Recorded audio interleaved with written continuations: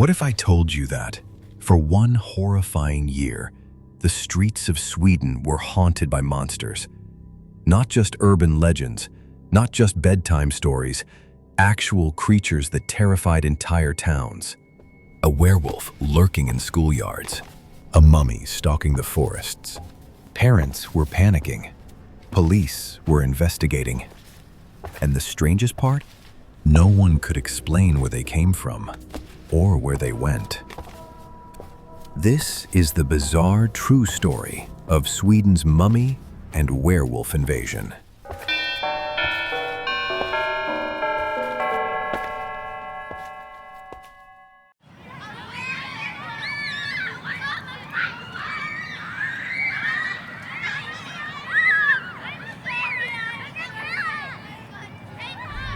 At Pilevalsskolan Elementary School, children were playing in the schoolyard. It was just another ordinary day, until they saw him. A monstrous figure, covered in hair, with protruding teeth and razor-sharp claws. It stood in the distance, watching, waiting. The children ran, screaming.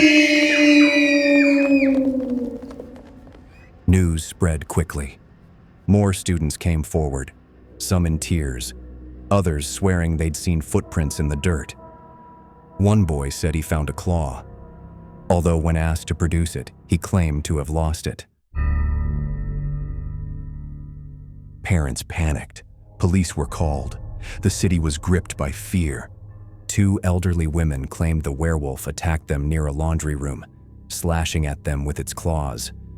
One woman even fainted from terror.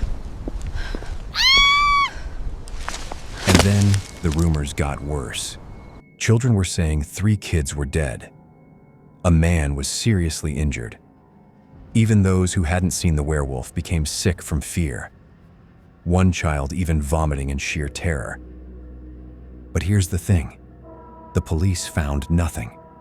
Detective Sture Svensson dismissed the hysteria, stating, "After all, these days many people more or less resemble werewolves, with long hair and beards." But the werewolf wasn't done yet. It had simply moved north.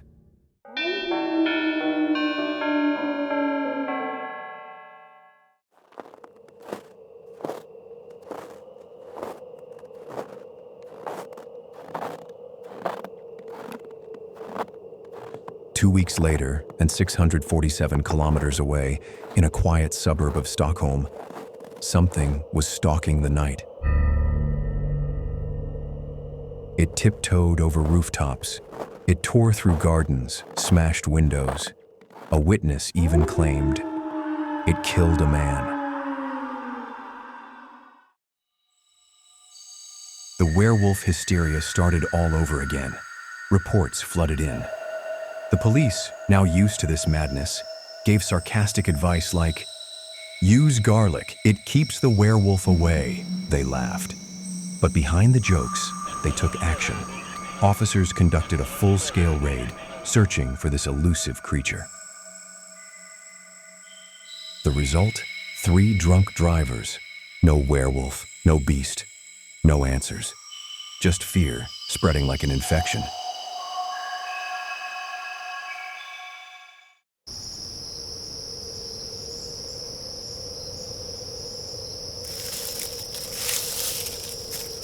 Just when Sweden thought the nightmare was over, a new terror emerged. This time, it wasn't a werewolf, it was a mummy. It started one afternoon when 11-year-old Thomas Fergeus ran home in terror. He had seen a man wrapped in bandages, lurking in the forest near the riding school. But this wasn't just any monster.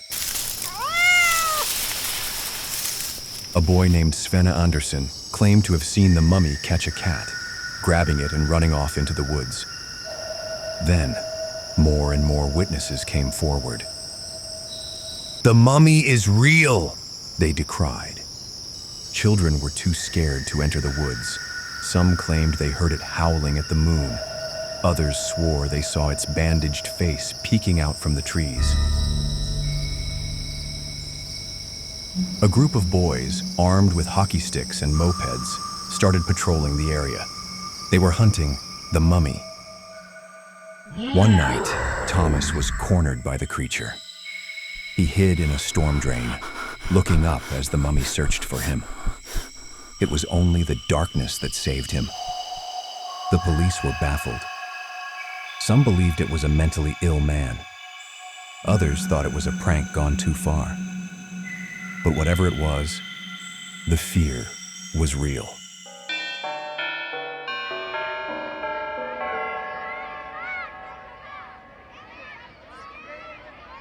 After a week or so, the stories calmed down, and soon summer took over, with the mummy sightings fading away from the consciousness of the adults and kids around Setra. The authorities were still at a loss for answers. But then, researchers discovered something perhaps even more disturbing.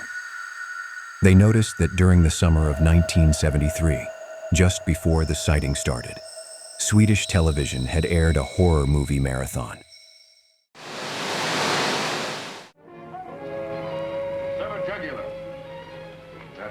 Jenny Williams was killed?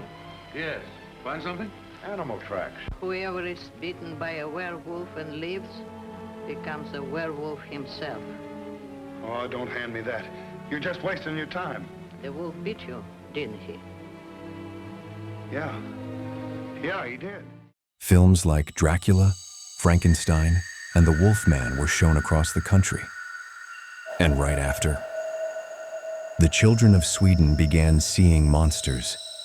Coincidence? Not likely. The researchers, it seemed, had their proof. Not that werewolves and mummies were real, but rather, fear was the real monster. It had become contagious, spreading around Sweden like a virus.